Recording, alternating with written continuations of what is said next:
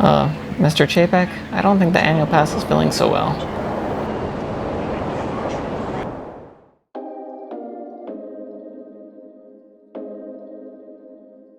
Over the past year, each one of us has been impacted by a global pandemic that has altered many aspects of our lives. And fans of the Disney parks have seen the theme parks going through a lot of the same uncertainty and changes. From implementing new health and safety standards that will eventually go away as the world gets back to some sense of normalcy, to other changes that could impact the parks for years to come, including massive cast member layoffs, the ending of Disneyland's annual pass holder program, losing extra magic hours at Walt Disney World, and the ending of the Magical Express. It's understandable that changes need to happen, but today we're going to be discussing if these changes will be taking away some of the magic on your next Disney vacation. And before we go too much further, I do want to call out that yes, there are much bigger concerns in the world than Disney getting rid of a bus service from the airport to Walt Disney World. In the grand scheme of things, if you have your family, if you have a job, if you have good health, things are going pretty decent in life. At the same time, this is a Disney channel where we talk about Disney parks, and so that's what we're going to be discussing today. And I want to start out about talking about some of the things that have changed. We're going to call those out and then discuss whether they're changing for good, whether they will go back to normal, whether the change might be positive, because in some cases it might be a good thing, or whether there's a reason for us Disney fans to be worried. And some Disney fans are feeling like it's the end of Avengers Infinity War all over again.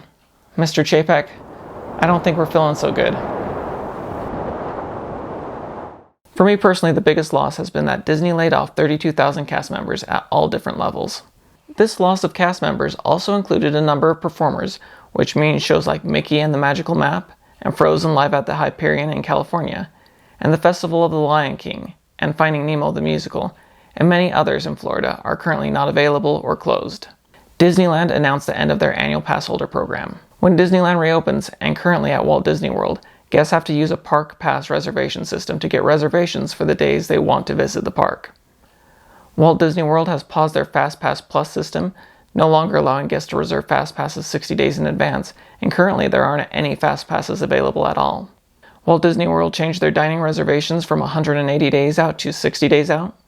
As of 2021, Disney World resorts no longer give complimentary magic bands with your stay. Disney World has said that extra magic hours will not be coming back for resort guests. Disney World has also announced that next year, the complimentary Magical Express service that took resort hotel guests to and from the airport will end. Plus, currently, for both Disney World and when Disneyland reopens, they have said that large shows and spectaculars will be suspended, along with parades and meet and greets. So that is the list I was able to compile. It's a pretty long list, and my guess is that I probably even missed some things there. So if I did miss anything that you're thinking of right now, please let me know in the comments below. Now let's take a look at that list, and let's talk about which of these changes probably won't stick around, which might be positive changes, and which are the ones that, as Disney fans, we might need to be worried about.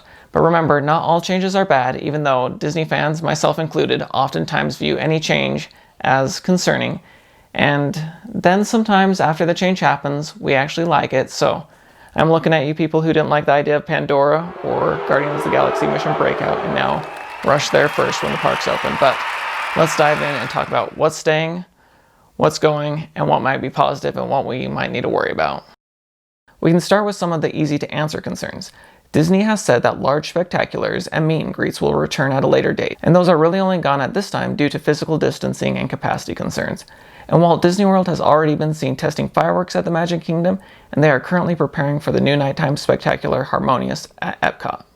For the reduced live entertainment, Josh D'Amaro, the Disney Parks chairman, said, "We've heard from many of our guests that they're looking forward to us bringing back some of the entertainment we recently had to discontinue, and we plan to do that."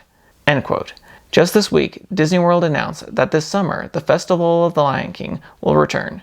The Disney Parks blog said, "We are now turning our attention to bringing back even more entertainment with a responsible and thoughtful approach. We are thrilled to be starting the process of bringing back to work more singers, dancers, technicians, and other cast members from one of our most popular shows at Walt Disney World Resort." They made it clear that the show and seating would be modified a bit for physical distancing, but I think over the coming months into summer, fall, and winter, we are hopefully going to see a lot of entertainment return. So while I'm sure we won't see everything return, I think we will begin to see more and more entertainment pop up. When it comes to both parks, Disneyland and Walt Disney World using a reservation system, I actually think this is here to stay. Josh D'Amaro has said that he believes these changes will be permanent. He said, "The technology doesn't only help us during times of pandemic, but I also think it actually leads to a better cast and guest experience. So these are things that are helping us now, but I think they are here to stay. So with these reservation systems, Disney can better plan staffing for crowd levels, and they can have that info beforehand. And yes, you might not be able to have as many spontaneous trips where you just end up at the Magic Kingdom or at Disneyland, but overall I think it will provide for a better guest experience. Now let's talk about a really big change, that Disneyland has ended their annual pass holder program after almost 4 decades, which is pretty crazy. But keep in mind, as we've discussed before, they are working on some sort of membership program to come in the future. So even though the current program is gone, there will be something in the future, and so let's talk about what that might look like. Recently, in an Orange County Register article, Ken Potrock, the president of Disneyland Resort, said, "We're going to use this time as an opportunity to develop new offerings and a new way to think about the business given the situation we find ourselves in. We're trying to understand, what do people want in this new world? When do they want access to our parks? How frequently do they want access to our parks? With what level of spontaneity? With what level of value?"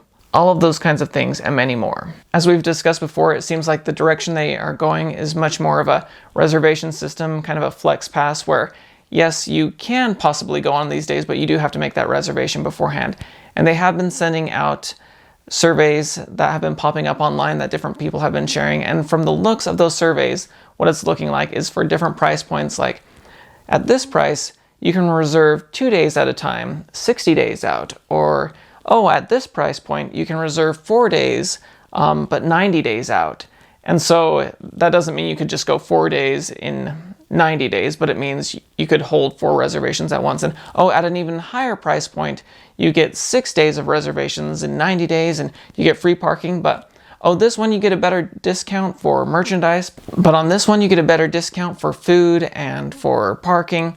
So it's really trying to take into account what the different guests, how they use it. So maybe some guests never use Max Pass, so it's not on a certain pass. But another guest, they really love to buy the merchandise, so they have a bigger discount there. So they're throwing out some different ideas to see how people are reacting to that. But I think that is the direction Disneyland is going to go, that we're going to see a reservation system. But I'm glad to see that they are letting people reserve more than 2 days at a time or something like that, where it will be able to have guests go on vacation, still have several days that they can reserve. So I think even though this is a big change and something that won't be as spontaneous when you can just go anytime you want on a trip to Disneyland, at the same time, I think it will be a better guest experience in the long run. And Disney has actually found that when park capacity at times is lower, they actually see guest spending go up because people are more willing to spend time in the restaurants, in the shops, when they're having a good time, not just packed in there. So I think if the parks aren't so packed and everyone's having a good time on the attractions, I think they'll actually see spending go up a little bit, even though the actual count of people might go down a bit. Disney World resorts will no longer provide complimentary magic bands with your stay. This is true, and they aren't coming back. If you are staying at a resort, you have the option to purchase a magic band at a discounted price, or you can use your My Disney Experience app or your Key to the World card to basically accomplish the same functions. So do you need the magic band? No. But is this the benefit taken away that I feel made life a little bit easier? Yes. Now let's talk about several other changes to Walt Disney World. Walt Disney World now only takes dining reservations at 60 days and not starting at 180 days like they did before. To me, this is actually a positive change. Having reservations available at 180 days in advance in some ways meant that if you hadn't been planning for longer than 6 months and you weren't on the top of your game, when it came time to make the reservations, you would be missing out on many of the most popular restaurants. And believe it or not, it is possible for someone to not know the exact place they want to be eating dinner 6 months in advance. I know it's hard to believe, Disney World fans, but that is planning pretty far ahead, and when some of those top restaurants and those top, character dining experiences were gone 6 months in advance. It's just kind of hard because do you really know you want to be in that area of the resort 6 months in advance? So now at 60 days out, I think that's a better experience. That 2 months in advance, yes, it's a little bit easier to plan those things out instead of having to plan out every breath of your vacation 180 days in advance. So while I think this is a good change for now, we'll have to see if it comes back, and maybe it will come back with a new app they're working on, the Disney Genie. I of course also think we're going to be seeing fastpass come back to the Walt Disney World Resort, and maybe that will also be with the help of Disney Genie when that's released. But I'm not sure if it's going to be exactly the same as FastPass Plus was before the pandemic. Once again, planning 60 days out for resort hotel guests had plenty of positives, but it also made for what was somewhat of a complex system where the attractions were on different tiers and you had to know exactly which park you were going to and kind of figuring out those times. It makes me wonder if they're going to be switching to something a lot closer to the Max Pass system, which is at Disneyland, which focuses more on day of reservations.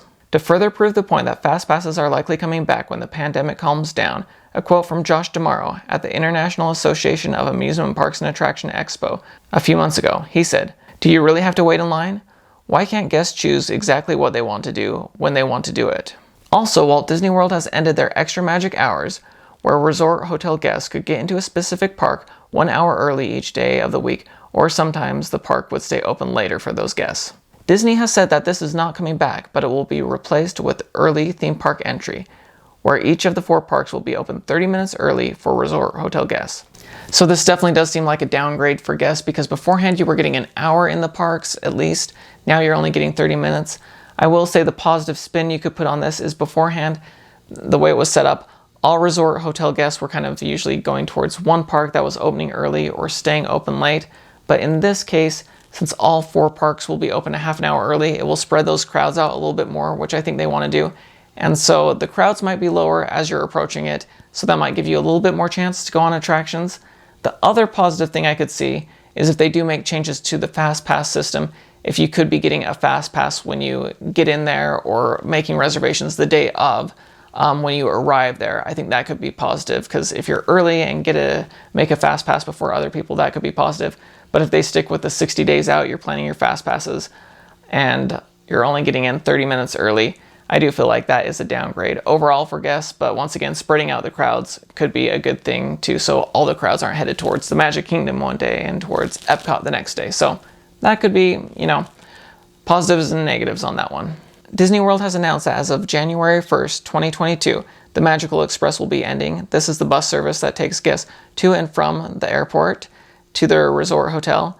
So in my mind, there's really no positive spin to this. It's just a downgrade and something that I'm disappointed about. It made it so easy to arrive at the airport and get to the Walt Disney World Resort, having that Magical Express. And now not having that, it's going to be a lot trickier for families, whether it's with car seats or whether it's trying to, okay, we need to get a minivan. Oh, okay, we need to get an Uber, but is there an Uber that can take our family? Do they have the car seats? Do they have this? So it's going to take a lot more planning on those parts.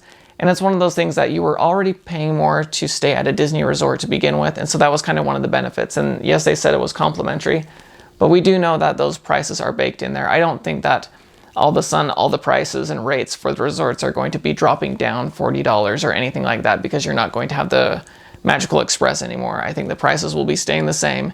You're just not going to have that complimentary service. So definitely a downgrade, not impressed, would not recommend. So I'm sad about this change. Once again, yes, I've gone to plenty of places and handled travel on my own, but this was just kind of one benefit. And the thing that I'm wondering about is this helped keep me on Disney property the whole time. If I'm renting my own car, I think I'm much more tempted to go over to Universal and do other things in the Orlando area that take me away from Disney and take me away from spending money at Disney World. So just something to think about there, but definitely a downgrade from guest experience. And of course, worst of all was the cast member layoffs. I'm sure over time some of those cast members will be hired back, but many of those cast members will never be hired back, and that's heartbreaking. It makes me sad that Disney couldn't have done more or didn't choose to do more to keep more of those cast members around. Josh D'Amaro has said, "I believe that a crisis also creates opportunities for us to reinvent ourselves, to think of our business and our industry in brand new ways." So I know there's plenty of people saying that the magic is all lost at Disney and that things are changing so much. To me, yes, there's definitely been some downgrades, but overall, after the pandemic, as things get back to normal, there's plenty of magic still there. There's plenty of things to look forward, whether it's new shows, new areas of the park, new attractions opening up, and there's plenty of things that will be coming back that aren't gone forever. And even some of the changes to the existing programs I think are going to be positive in the long run, whether it's a more positive guest experience, whether it's better able to figure out how many cast members they need at a time in the park because they'll know better how many guests they need. So these are changes. I know we don't like changes, but to say that all the magic is disappearing, I think is a little over dramatic, but that is my thoughts. I would love to hear your thoughts in the comments below.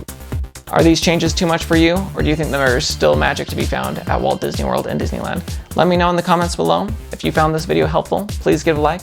Thank you so much for watching, and we'll see y'all again real soon. Bye.